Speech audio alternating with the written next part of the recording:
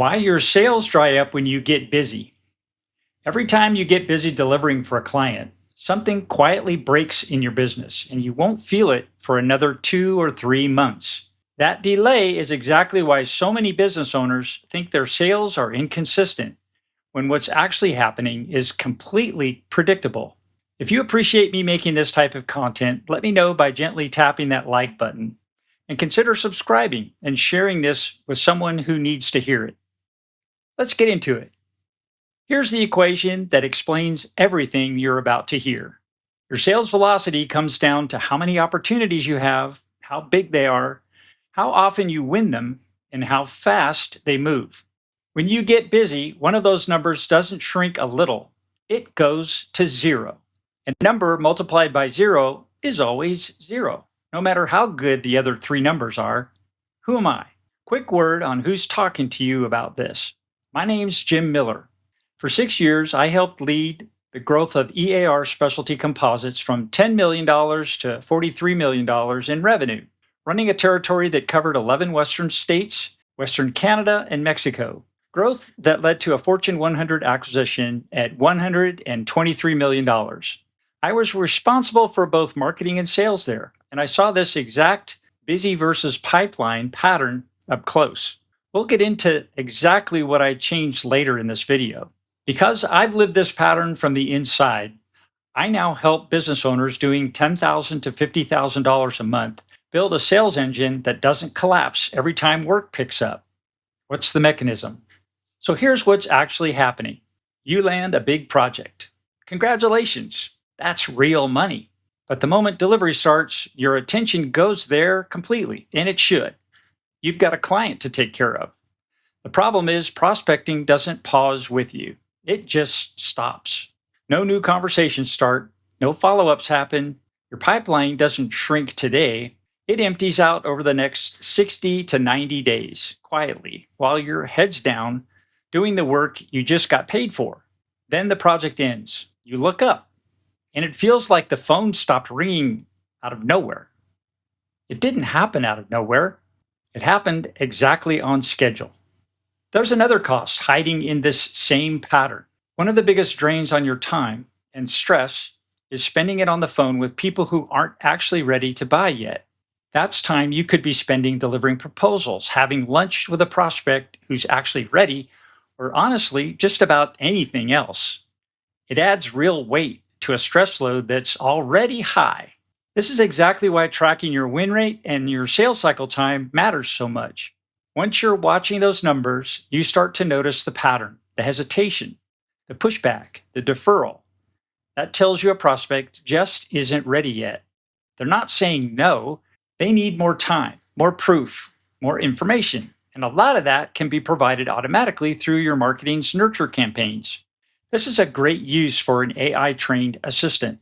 Have it pre contact everyone on your call list with a few qualifying questions before you ever get on the phone to verify interest, ability to buy, and real timing. Depending on the answers, the call either gets approved or it gets postponed, and the prospect gets the information they actually need. Everybody wins. This is exactly the pattern I noticed at EAR. It took a while to see it, but once I looked at the sales and project data side by side, the tie in was obvious. Busy periods now, quiet pipelines later. So we made a few changes to our daily activities. They weren't big changes, just simple adjustments done consistently. That consistency is what made the difference. And here's exactly what those adjustments were. Fix one, block the time. All right, first fix. Block time for prospecting like a client meeting, not a leftover, not whenever things slow down. A fixed daily block every single day, busy or not. I decided to block 1 hour each day to cold outreach, prospecting, cold calling, and cold follow up, plus 1 hour on warm outreach and follow up. Delivery is urgent, yes, but pipeline is important too. Urgent will always win unless you protect the consistency of your long term results on the calendar. Fix two, track the numbers. Second fix, and this is the one most owners skip. Track your leading indicators weekly, not just the money in the bank. Proposals sent, Meetings booked, follow ups made. This is the same tracking that drives the sales velocity equation I showed you a minute ago. If you're not watching those numbers weekly, you won't see the famine coming. You'll just feel it when it arrives. Quick break. If you want help figuring out exactly where your process is leaking right now, I built a free diagnostic that walks you through it in about 20 minutes. The link is in the description and in the pinned comment below. All right, let's get back to it. Fix 3, build recurring revenue. Third fix, and this is where it starts to scale past just you. Build in even one piece of recurring revenue, a retainer, an ongoing engagement, something that doesn't reset to zero every time a project ends. It doesn't have to be your whole business model. One recurring stream changes the shape of the whole cycle. Two versions of this tend to work best. First is a strategic advisory retainer. The client pays you every month for your thinking, not your doing. Monthly strategy meetings, priority reviews, opportunity analysis, the kind of decisions where they want someone experienced in the room. Depending on the account, that can run anywhere from $2,000 a month up to $10,000 or more. And because you're not delivering a product or project, margins on this can run above 90%. It doesn't end when the website launches or a campaign wraps because there's no project to finish. It's ongoing by design. Second version is going fractional. Fractional CRO, fractional Chief Growth Officer, fractional Sales Officer, fractional AI Officer, whatever title fits your expertise. Instead of consulting project by project, you own one outcome for that client continuously. Retainers like this commonly land somewhere between $5,000 and $15,000 a month. Either way, the principle is the same. You're not waiting for the next big project to keep the lights on. You've got at least one relationship that doesn't reset to zero. Fix 4, get sales out of just your hands. Fourth fix, and honestly, the one that matters most long term. Most owners delegate the delivery work first and keep every ounce of sales activity to themselves. When this happens, the old saying, delegate or stagnate, really applies. As the owner, you feel it, and it adds real stress, along with the temptation to hire a bunch of people to help. That instinct isn't wrong, but be mindful of both the risk and reward of adding people to your team. My recommendation, start tracking your sales velocity number weekly for a few weeks and find your single biggest marketing and sales bottleneck right now. Fix that one first. Doing just this frees up your time and improves your revenue. And it's still your best strategy for finding and fixing what's actually broken, one bottleneck at a time. Your current marketing and sales process is what guarantees this cycle repeats, and you remain the sore thumb bottleneck. The fix isn't working harder. It's building sales activity into your business the same way you'd build any other repeatable process, whether that's a person or a system, trained to keep it moving when you can't. I helped a client save 5 hours a week and increase his sales productivity by using AI as a sales assistant.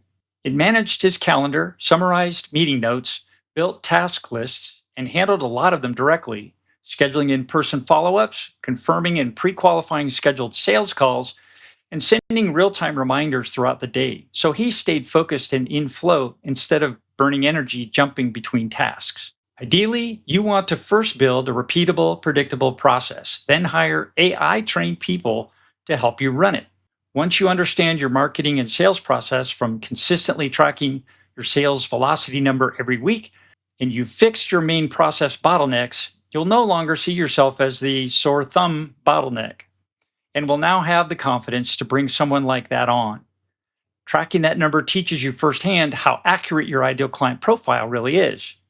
You'll see how your market positioning is landing or isn't and adjust your messaging. You'll see how your offers are being received and how to structure them so they convert more predictably. You'll see how your sales conversations need to evolve to convert more prospects into clients. And you'll start to experience a shorter average sales cycle time and the revenue leverage that comes from shrinking that one variable, growing every month without the stress and time commitment you're carrying right now. Use AI to help write the standard operating procedures or have each new AI trained employee write their own as their first task when they start. Build that documentation habit into your culture as you grow and hold every employee accountable for keeping it current. It helps your business grow predictably, plus, it builds equity and increased valuation for loans, exit, or liquidity events directly into your company at the same time. That's the difference between a business that lives and dies by how busy you personally are and one that has an actual sales engine running underneath it. Repeatable, predictable, and profitable. That's the whole game. And it all starts by consistently tracking your sales velocity number and fixing the one variable that's out of alignment until it's fixed. If you want to go deeper on why your sales aren't closing, I made a video on exactly that. You can check it out by clicking right here.